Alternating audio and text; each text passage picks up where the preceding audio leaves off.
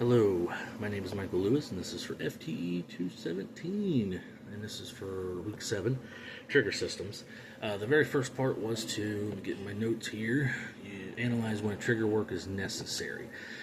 When you think about necessary, we're not talking about whether you just want to, change things. It could be a couple things. I've come up with excessive trigger weight, inconsistent pull, trigger reset doesn't happen, malfunctions that repeat. So if you get a light strike, things like that, that's when you want to do it. You want to check, look, wear and tear is the biggest one. So many rounds, things just finally start wearing, especially because it's metal on metal contact, that's when it's proper. That second part was to, or should be performed, okay. And when should it or should not be performed?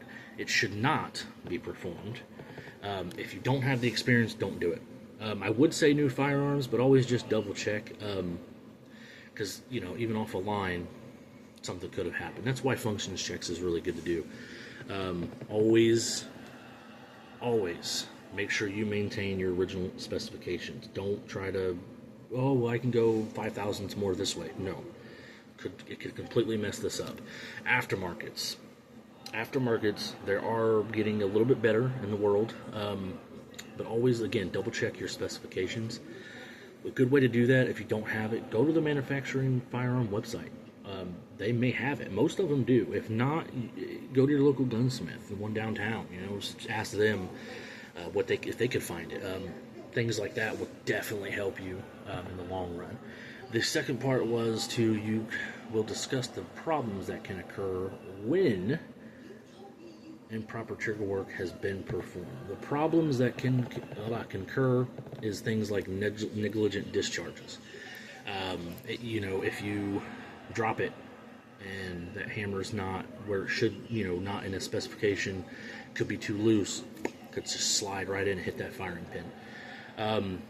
When you make adjustments, they could lead to, if you're just making a little adjustment, some people want to turn things into automatics. It's very dangerous, and I don't recommend it. That could be a problem. It could maybe just not stop firing, or it could blow up, one or the other. So those are good ones. You don't want to do that. And then the third part of that was to what constitutes improper trigger work and how can it be avoided. Improper could be, again, excessive alteration. If you just keep doing it and you're not paying attention to specifications, you could ruin a lot of things or get yourself hurt. One of the biggest ones is ignoring your safety mechanisms. Don't ignore it. Sometimes when you do buy a new trigger system, some of them do come with that firing or with that safety pin. You may not always have that one that's original. Some of them say you can use the original, but just always double check just to make sure that they're safe. You don't want to be putting your firearm on safe, set it down, all of a sudden bullets just start flying. Not a good idea. How to avoid it is to educate yourself. Get out there, work with some local gunsmiths, do some online videos, educate yourself. My biggest thing too is always use quality parts. They're quality for a reason. Don't use cheap parts. It's not going to end well. Always follow the guidelines of the manufacturer. Always make sure you are practicing safe handling. Okay. Now we're going on to the second part, which was to perform a detailed inspection. Okay, so detailed inspection is basically breaking the firearm down. You're breaking it down, whether it's brand new or used. Visible or external conditions. If you're not worried about cosmetics like scratches, don't worry about it as long as it's not a gaping hole. But dents, look where the dents are, if they can be repaired. If dents are a big thing.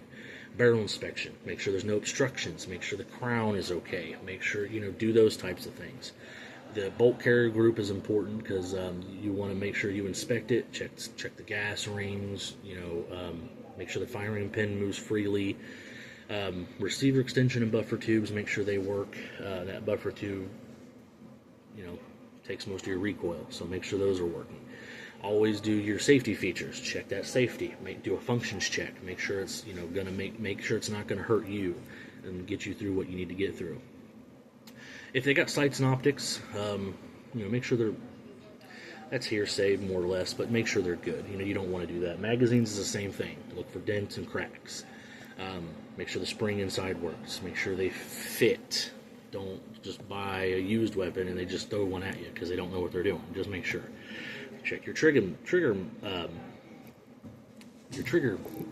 mechanism. Lord. And then overall assembly. You want to make sure that everything that you're looking for is in proper specs. And then when you do, make sure it's clean and lubricated really, really well. The next part was to check the safety system and disconnector operation of the firearm. Articulate what you're looking for. What you're looking for is to make sure that the firearm, when you're checking that safety switch on the inside, you're making sure it's attaching itself basically to the disconnector. You don't want it to be, like I said, be on safe and then it fire. You want to make sure it works. So when you're looking in there, make sure it's overlapping it and it's holding it in place so you don't accidentally fire. That's what you want to look for. The last thing was to, what do I think is the easiest? Personally, I think the trigger system is the easiest because I've done a few. I did mostly swaps, but looking for those specifications is very, very big because you could buy the wrong one. I've done it one time and I didn't check the specification like I should have. To me, that should be the easiest for me personally. And other than that, I think I covered everything. Again, just always double check the specifications. And I wouldn't recommend trying to hack off stuff. Just buy something brand new. It's easier to deal with. If it's just a little too much, just pace yourself. Don't get excited. And that's it.